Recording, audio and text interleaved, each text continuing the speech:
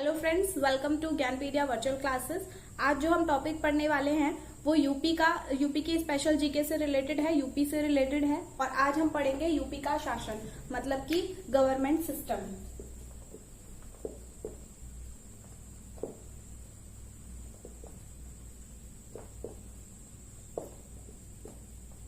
देखिए, जिस तरीके से पूरे भारत को केंद्र सरकार चलाती है उसी तरीके से भारत के प्रत्येक राज्य को एक राज्य सरकार चलाती है। लेकिन एक शासन है, कुछ शासन के नियम है, उसके हिसाब से आज हम पढ़ेंगे। तो देखिए, किसी भी प्रदेश में जो शासन है उसके 3 अंग होते हैं।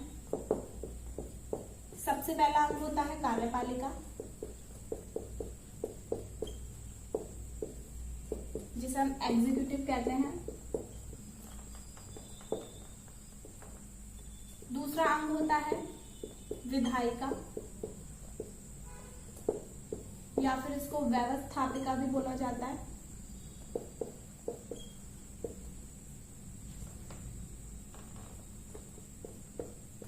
जिसे लेजिस्लेटिव कहते हैं। तीसरा अंग होता है न्यायपालिका, जिसको हम जुडिशरी कहते हैं। तो ये 3 अंग हैं जिससे प्रत्येक जो राज्य है उसकी सरकार चल रही है। तीनों प्रत्येक राज्य में होती है, ऐसा नहीं है सिर्फ यूपी में है। पहला अंग है कार्यपालिका, जिसे एग्जीक्यूटिव बोलते हैं। दूसरा अंग है विधायिका, इसे व्यवस्थापिका भी बोला जाएगा, ये लेजिस्लेटिव होता है। और तीसरा अंग है न्यायपालिका, जिसे जुडिशरी बोला जाता है। तो देखिए, ये 3 अंग हैं। इन 3 अंगों में सबसे पहले हमें जो पढ़ना है वो कार्यपालिका पढ़ना है, क्योंकि पूरी तरीके से अगर राज्य का शासन चल रहा है तो सबसे पहले हम उसके बारे में कार्यपालिका में पढ़ेंगे। तो कार्यपालिका के बारे में जो है वो एक हमारे संविधान का भाग है 6। देखिए, इस टॉपिक में जो है ना वो यूपी तो कवर हो ही रहा है, थोड़ी थोड़ी पॉलिटी भी कवर हो रही है, तो आप उसको ध्यान से पढ़ें। संविधान के भाग 6 में, जिसे हम राज्यों का संविधान भी कहते हैं, इसे हम राज्यों का संविधान भी कहते हैं। तो राज्यों का संविधान इसलिए कहते हैं क्योंकि जितने भी भारत के 28 राज्य, पहले 29 थे, अभी 28 हैं जब से जम्मू कश्मीर बना है। तो जो 28 राज्य हैं उसके हिसाब वो इस ये संविधान के भाग 6 के हिसाब से कार्य करते हैं। समझ रहे हैं आप? तो इसलिए इसे राज्यों का संविधान भी बोला जाता है, क्योंकि 28 के 28 राज्य इस भाग के हिसाब से काम करते हैं। तो संविधान का जो भाग 6 है उसमें राज्यों के बारे में कुछ प्रावधान है, उसके बारे में हम पढ़ते हैं।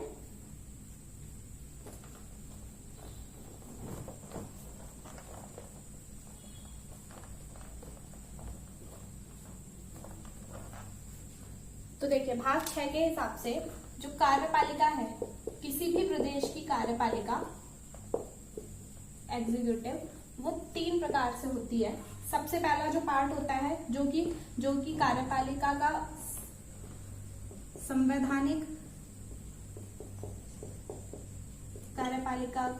संवैधानिक मुखिया,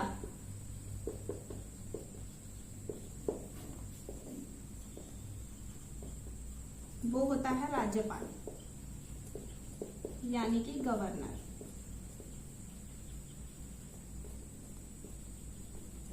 ठीक है, पहली जिस चीज से हमारी कार्यपालिका बन रही है, एग्जीक्यूटिव बन रही है, उसमें जो पहला संवैधानिक यानी कि कार्यपालिका का जो संवैधानिक मुखिया है वो कौन है? राज्यपाल है।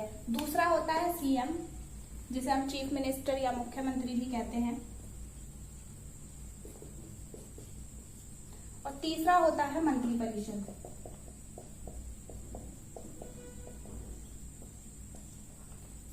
अब उनमें सबसे पहले हम देखते हैं राज्यपाल के बारे में। राज्यपाल का जो राज्यपाल नियुक्त हो रहा है, वो राज्यपाल का चयन हो रहा है, मनोनीत हो रहा है, निर्वाचित हो रहा है, या फिर नियुक्त हो रहा है। तो अगर क्वेश्चन में ये आए तो आप लिखेंगे कि नियुक्त हो रहा है। कौन नियुक्त करता है राज्यपाल को? भारत का राष्ट्रपति। कैसे, वो हम अभी आगे पढ़ेंगे। तो सबसे पहले हमें पढ़ना है अभी राज्यपाल के बारे में। तो चलिए आगे बढ़ते हैं, चलिए आगे देखते हैं।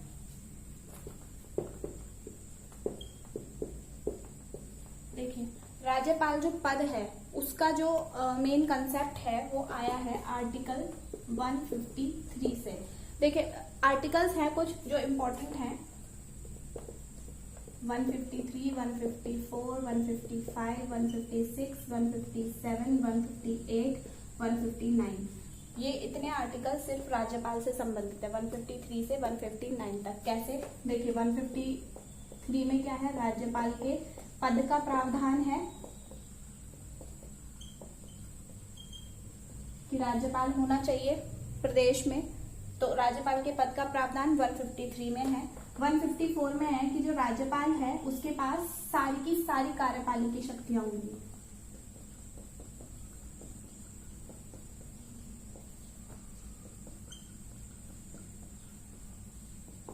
पहला 153 में क्या है कि राज्यपाल के पद का प्रावधान है। दूसरे में क्या है कि कार्यपालिकी शक्तियां होंगी। कार्यपालिका शक्तियों से क्या मतलब है? देखिए, जो पूरा प्रदेश है उसकी कार्यपालिका को चलाने के लिए जितनी भी शक्तियां होती हैं वो सारी की सारी शक्तियां किस में आती हैं? कार्यपालिकी शक्तियां में आती हैं। तीसरा क्या है जो मैंने अभी बताया था, देखिए आपके पास 4 ऑप्शन आते हैं और पूछा जाता है कि राज्यपाल मतलब कैसे एक नियुक्त होता है। राज्यपाल का चयन किया जाता है या राज्यपाल नियुक्त होता है। कैसे राज्यपाल नियुक्त होता है? राज्यपाल का चयन किया जाता है, नियुक्त होता है, निर्वाचित होता है या फिर मनोनीत होता है। ये 4 ऑप्शंस आते हैं और आपसे पूछा जाता है कि राज्यपाल की जो पद है वो राज्यपाल कैसे पद धारण करता है, तो आप उसका क्या आंसर दोगे? देखिए चयन तो होता नहीं है, सीधी सी बात है। इस टॉपिक पर बहुत बहस छिड़ी संविधान में कि राज्यपाल की जो नियुक्ति है प्रदेश में वो कैसे की जाए, चुनाव किया जाए, क्या किया जाए।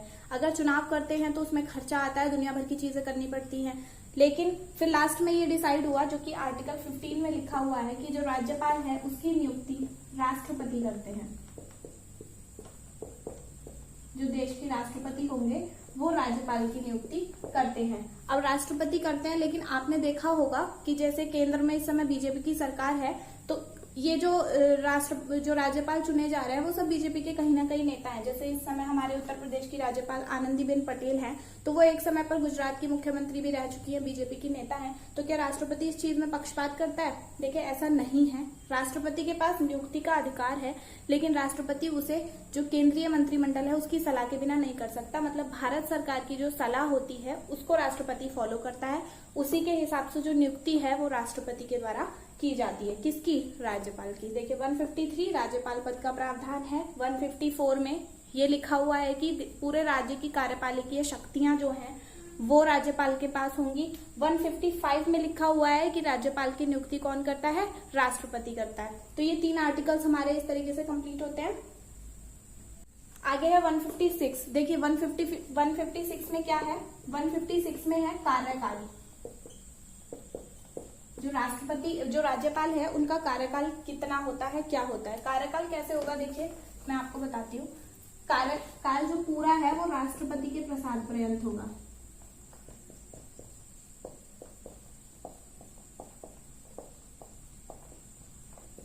राष्ट्रपति के प्रसाद पर्यंत का मतलब क्या होता है? जब तक राष्ट्रपति चाहे तब तक राज्यपाल उस राज्य का राज्यपाल रह सकता है, नहीं तो राष्ट्रपति की इच्छा अनुसार उसे कभी भी हटा दिया जा सकता है। कैसे? देखिए जब हमारे केंद्र में बीजेपी की गवर्नमेंट बनी थी तो उस समय पर जो प्रदेश थे उनमें अधिकतर कांग्रेस के पार्टी वाले राज्यपाल थे, कांग्रेस के जो नेता थे वो थे। तो क्या किया, जैसे ही पार्टी बदली, मंत्रिमंडल चेंज हुआ, केंद्रीय प्रधानमंत्री चेंज हुए, मंत्रिमंडल बदला, तो क्या हुआ, ये सारे के सारे राज्यपालों को हटा दिया गया। उससे कोई मतलब नहीं था कि कितने साल से काम कर रहे थे, क्या था, सबको हटा दिया गया, क्योंकि उन्हें फिर वो अलग लगने लगता है। तो क्या करता है राष्ट्रपति जो है वो राष्ट्रपति के प्रसाद पर्यंत है, मतलब इनको हटाने का पूरा अधिकार किसके पास है? राष्ट्रपति के पास है। नियुक्ति भी राष्ट्रपति करता है और हटाता भी राष्ट्रपति है, लेकिन एक अधिकतम सीमा है। ऐसा भी नहीं है कि जिंदगी भर के लिए राष्ट्रपति उसको वहां का राज्यपाल बना देगा। तो जो अधिकतम सीमा है कार्यकाल की वो 5 साल है। वो अधिकतम सीमा कितनी है? 5 साल है कि एक प्रदेश में एक राज्यपाल अधिकतम 5 साल तक रह सकता है, उससे ज्यादा वो उस प्रदेश में नहीं रह सकता है। लेकिन उससे पहले वो कभी भी हटाया जा सकता है। ये अधिकार किसके पास है? राष्ट्रपति के पास है। Next article 157। आर्टिकल 157 में जो योग्यताएं हैं वो निर्धारित की गई हैं, 157 में भी और 158 में भी। कैसे? 157 में उम्र डिसाइडेड है कि आपकी राष्ट्रपति के लिए क्या योग्यता होनी चाहिए, उसके लिए उम्र क्या है। देखिए उम्र क्या है राज्यपाल के लिए, मुख्यमंत्री के लिए या मंत्रिपरिषद के लिए जो न्यूनतम उम्र होती है 25 होती है। विधान परिषद के सदस्यों के लिए जो उम्र होती है वो 30 साल होती है। तो आप इसको इस तरीके से याद कर सकते हैं कि जो परिवार का मुखिया होता है वो वही होता है जिसकी उम्र सबसे ज्यादा हो। तो अगर राज्यपाल हमारे पूरे प्रदेश का मुखिया है तो उसकी उम्र सबसे ज्यादा होनी चाहिए। तो उसकी उम्र कितनी होगी? विधान परिषद वालों से भी ज्यादा होगी और मंत्रिपरिषद वालों से भी ज्यादा होगी। वो 25 है, 5 के मल्टीपल में चलते हैं 25, विधान परिषद 30। इस प्रकार जो राज्यपाल है उसकी न्यूनतम उम्र कितनी है? 35 वर्ष। ये योग्यता जो है डिसाइड की गई है आर्टिकल 157 में। आर्टिकल 159 में है, 158 में जो है वो दूसरे प्रकार की योग्यता है कि उसको क्या होना चाहिए और क्या नहीं होना चाहिए। तो इसको अभी हम योग्यता में पढ़ते हैं। अभी आप इतना देख लीजिए कि राज्यपाल क्या है। राज्यपाल पद का प्रावधान आर्टिकल 153 में है कि राज्यपाल के पास सारी कार्यपालिकीय शक्तियां होंगी, वो आर्टिकल 154 में है। राज्यपाल की नियुक्ति राष्ट्रपति के द्वारा की जाती है, आर्टिकल 155 में है। और उसका जो कार्यकाल है वो क्या है? 156 में, कि जो कार्यकाल है वो राष्ट्रपति के प्रसाद पर्यंत होता है। राष्ट्रपति चाहे तो कभी भी हटा सकता है। अधिकतम क्या है? 5 साल है। अब ये हम पढ़ते हैं योग्यताएं। तो योग्यताएं पढ़ते हैं।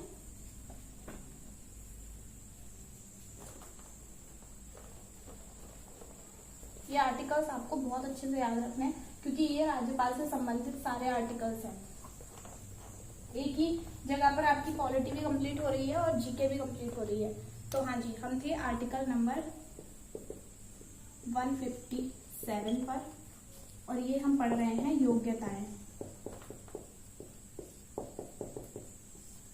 देखिए अब कोई भी पद है हमारे प्रदेश का, हमारे राज्य का, ऐसा तो है नहीं कि बस किसी को भी उठाएंगे और वहां पर रख देंगे बस कि हाँ जी तुम्हें ये काम करना है। नहीं, कुछ तो योग्यता होनी चाहिए।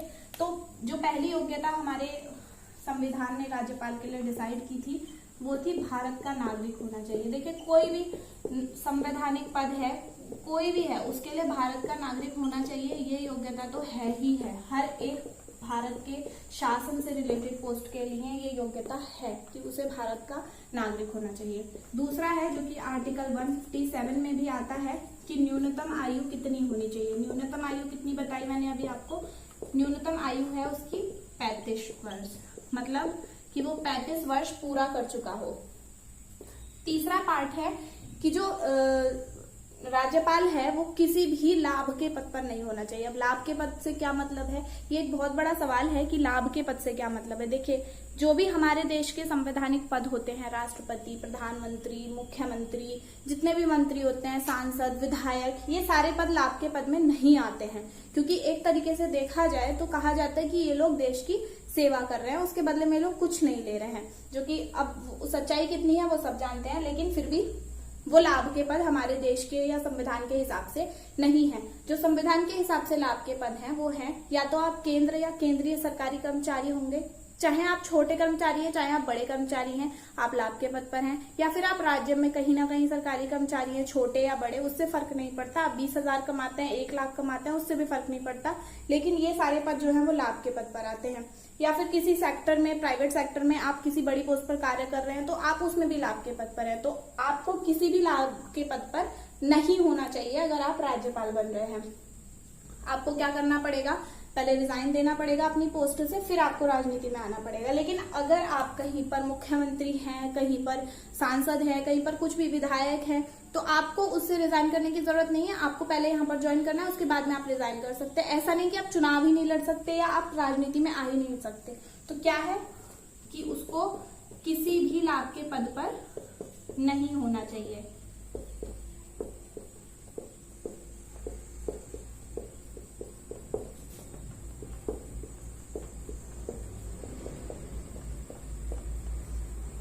ये आर्टिकल 158 में है।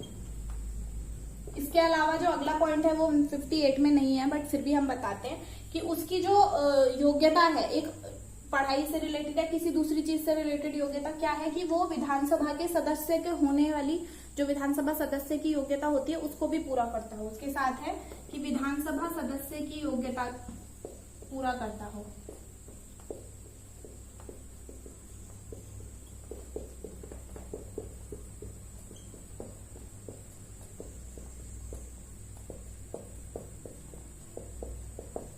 भारत का नागरिक आर्टिकल 157 के हिसाब से न्यूनतम आयु 35 वर्ष, आर्टिकल 153 के हिसाब से किसी भी लाभ के पद पर नहीं होना चाहिए, और विधानसभा सदस्य की योग्यता वो किसी भी हिसाब से पूरी करता हो। एक और पॉइंट इसमें जुड़ता है कि वो पागल या दिवालिया नहीं होना चाहिए। तो पागल और दिवालिया से मतलब क्या है? पागल मतलब कि मेंटल थोड़ा सा डिस्टर्ब नहीं होना चाहिए। तो ये एक फिजिकल उसमें एक मेडिकल कंडीशन में आती है। बाकी जो सारी योग्यताएं हैं वो ये हैं। अब इसके आगे हम बढ़ते हैं, देखते हैं इसके आगे क्या है। आगे देख लेते हैं कि क्या है।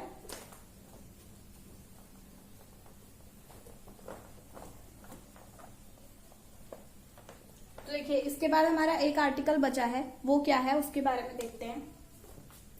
नेक्स्ट आर्टिकल है हमारा 159। हमने कहा था 153 से 159 तक जो आर्टिकल्स हैं वो राज्यपाल से संबंधित है। तो आर्टिकल 159 में क्या लिखा हुआ है? उसके शपथ के बारे में बताया गया है। एक तो शपथ का प्रारूप है पूरा आर्टिकल 159 में। अच्छा, राज्यपाल को शपथ कौन दिलाता है? नियुक्ति तो राष्ट्रपति करता है, लेकिन शपथ कौन दिलाता है? इसमें अधिकतर लोग कंफ्यूज होते हैं और राष्ट्रपति लगाकर आ जाते हैं, लेकिन नहीं, ऐसा नहीं है। जो शपथ दिलाएगा वो उस राज्य के उच्च न्यायालय का मुख्य न्यायाधीश दिलाता है।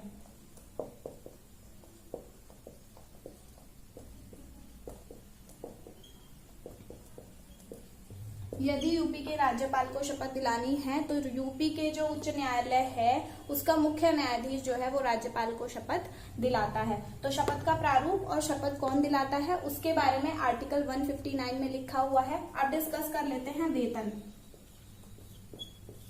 वेतन क्या है? देखिए, जो राज्यपाल का वेतन निर्धारित है वो है 3.5 लाख रुपए, जो कि राज्य की संचित निधि उसको देती है। राज्य की संचित निधि से दिया जाता है।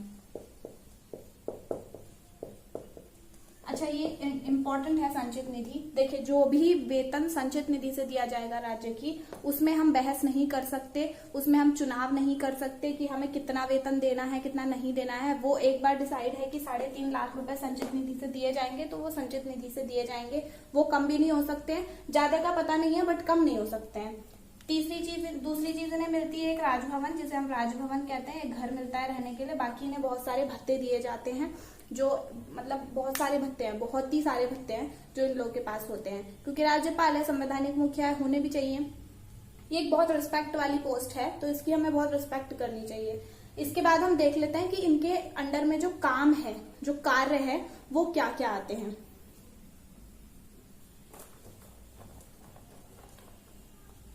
शपथ जो दिलानी है, जो उच्च न्यायालय के मुख्य न्यायाधीश हैं वो दिलाते हैं। ये चीज बहुत याद करने की है, क्योंकि बहुत ज्यादा पूछी जाती है, खास करके यूपीपीसीएस में बहुत पूछी जाती है। इसके बाद कार्य पे आते हैं। देखिए, इनके पास कार्यपालिकीय शक्तियां भी होती हैं और विधायी शक्तियां भी होती हैं। तो सबसे पहले हम कार्यपालिकीय काम देख लेते हैं, जो कार्यपालिका से रिलेटेड काम है इनके।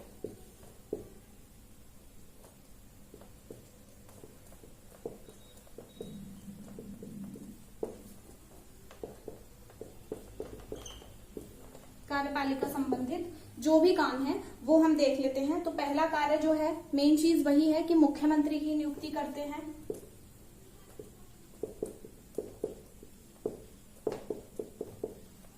अब देखिए, ये पॉइंट आता है कि मुख्यमंत्री की नियुक्ति अगर राज्यपाल करते हैं तो चुनाव क्यों होते हैं?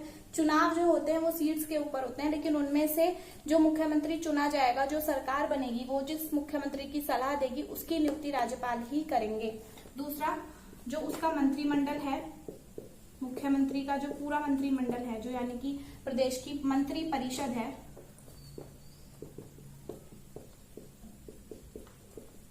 उसकी नियुक्ति भी राज्यपाल ही करते हैं।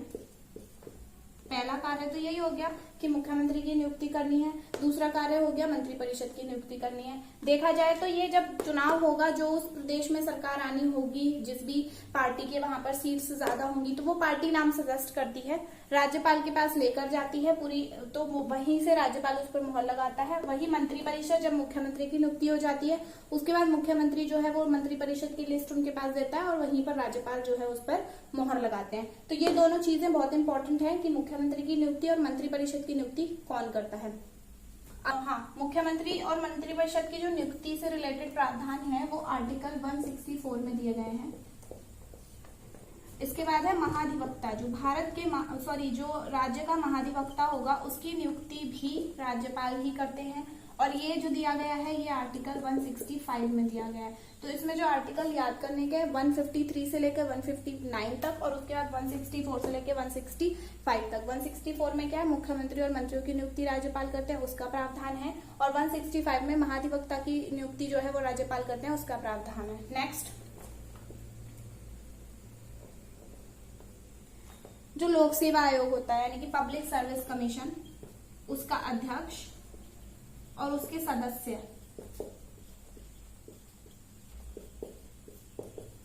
उनकी नियुक्ति भी राज्यपाल द्वारा ही की जाती है।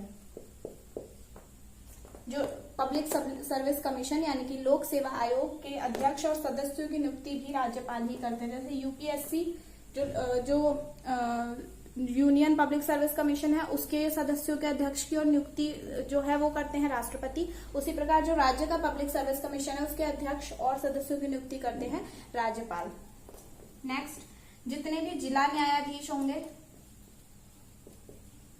या सत्र न्यायाधीश होंगे उनकी नियुक्ति भी राज्यपाल ही करेंगे।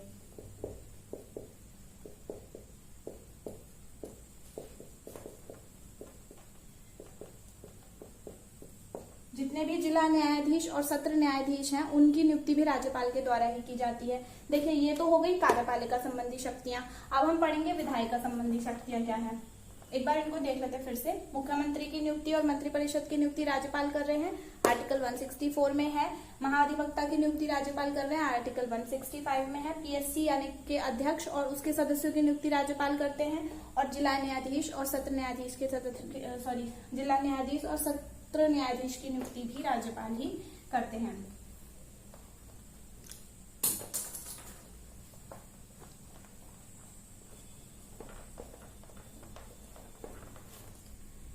इसके अलावा विधायी शक्तियां जो हैं वो इनके पास क्या है, विधायी संबंधी काम। पहला कार्य है विधानसभा के सत्र को बुलाना।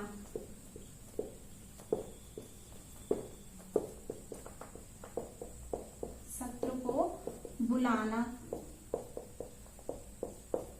इस सत्र के बुलाने को बोला जाता है सत्राधान। और सत्र को खत्म करना यानी कि समाप्त करना, इसे बोला जाता है सत्रावसान। तो सत्र को बुलाने का कार्य भी राज्यपाल का है, सत्रावसान का कार्य भी राज्यपाल का है, और सत्र को सबसे पहले होस्ट करना उसका कार्य भी जो है वो राज्यपाल का है। दूसरा जो कार्य आता है विधायी शक्ति में वो ये है कि विधानसभा के एक सदस्य को मनोनीत करने का अधिकार जो है वो राज्यपाल पर होता है, जो कि एंग्लो इंडियन होता है। विधानसभा में एंग्लो इंडियन जब नियुक्त करा जाता है जब राज्यपाल को लगता है कि वहां की जो विधानसभा के सदस्य हैं उनमें एंग्लो इंडियन का योगदान ही नहीं है, एंग्लो इंडियन सदस्य ही नहीं है, तो वहां पर जो राज्यपाल हैं वो एक एंग्लो इंडियन की नियुक्ति करते हैं, नियुक्ति नहीं करते, मनोनीत करते हैं। तो ये एक विधायी अधिकार है राज्यपाल के पास। अब हम देखते हैं कि अभी तक हमारे प्रदेश में जो राज्यपाल हैं वो कितने बने हैं, कौन कौन बने हैं।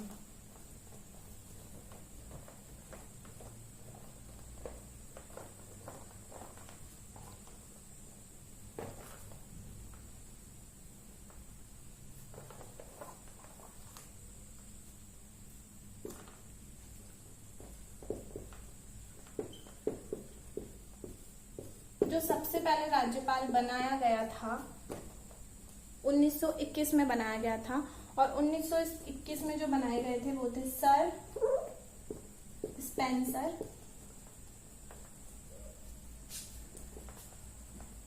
हरकोर्ट बलकट। सर स्पेंसर हरकोर्ट बलकट ये सबसे पहले हमारे प्रदेश के राज्यपाल थे 1921 में। ये उस समय थे जब हमारा जो प्रदेश था वो हमारा जो देश था वो आजादी नहीं हुआ था और संविधान हमारा लागू नहीं हुआ था। फिर इसके बाद जो 15 अगस्त में आई 1947 में, 15 अगस्त 1947 मतलब जिस दिन हमारा देश आजाद हुआ उसमें बनी सरोजिनी नायडू।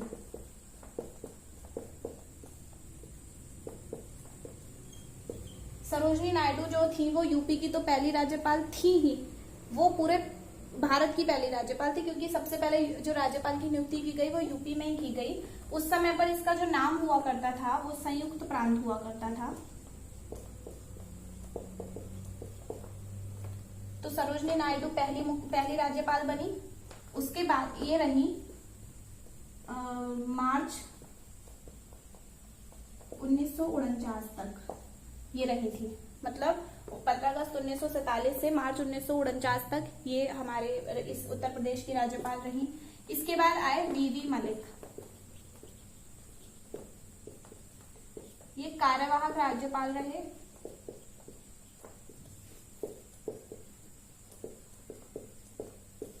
इनके बाद मई 1949 तक फिर ये कार्यवाहक राज्यपाल रहे थे उत्तर प्रदेश के। तो ये भी पूछ लेते हैं कि उत्तर प्रदेश के पहले कार्यवाहक राज्यपाल का जो नाम है वो क्या है। तो पहले कार्यवाहक राज्यपाल का नाम क्या है? वीवी मलिक। इसके बाद मई 1949 तक इन्होंने कार्यवाहन किया उसका। उसके बाद मई 1949 में जो बने वो बने MHP मोदी। ये इम्पोर्टेंट है क्योंकि मई 1949 से ये आगे तक रहे थे जब हमारे देश का संविधान लागू हो गया था, और उत्तर प्रदेश का नाम उत्तर प्रदेश किया गया था संयुक्त प्रांत से बदलकर। तो ये इम्पोर्टेंट इसलिए है क्योंकि ये कभी ये भी आ जाता है कि जब नाम परिवर्तन हुआ उस समय राज्यपाल कौन थे? तो HP मोदी थे। जब संविधान लागू हुआ उस समय राज्यपाल कौन थे? तो HP मोदी थे। या ऐसे भी आ सकता है कि संविधान लागू होने के पश्चात यूपी के पहले जो राज्यपाल थे वो कौन थे? तो वो भी HP मोदी थे। और जो पूरे मतलब शुरुआत से ही जो उत्तर प्रदेश की राज्यपाल रही सबसे पहली राज्यपाल, वो कौन थी स्वतंत्रता के बाद? सरोजनी नायडू। तो अगर क्वेश्चन में आता है कि पहली राज्यपाल कौन थे हमारे उत्तर प्रदेश के, और ऑप्शन में सरोजनी नायडू भी है और HP मोदी भी है, तो आप सरोजनी नायडू लगाएंगे, क्योंकि क्वेश्चन वाले ने ये दिमाग में रखा हुआ ही नहीं है कि वो संविधान लागू होने से पहले का पूछ रहा है या बाद का पूछ रहा है। तो आप लगाओगे सरोजनी नायडू। लेकिन अगर संविधान लागू होने के पश्चात पूछ ले तो आप लगाओगे HP मोदी। तो ये आज हमारा पूरा राज्यपाल का जो टॉपिक है वो समाप्त होता है। हमारी 3 थी, एक राज्यपाल, CM और मंत्रिपरिषद, बाकी विधायिका और न्यायपालिका बची है हमारी। ये सारी चीजें हम नेक्स्ट वीडियो में पूरी करेंगे। इनसे रिलेटेड आपको अगर कोई डाउट है तो आप कमेंट कर दीजिए, और अगर आपको ये वीडियो अच्छी लगी हो तो लाइक करें, शेयर करें और चैनल्स को सब्सक्राइब करना ना भूलें। Thank you so much.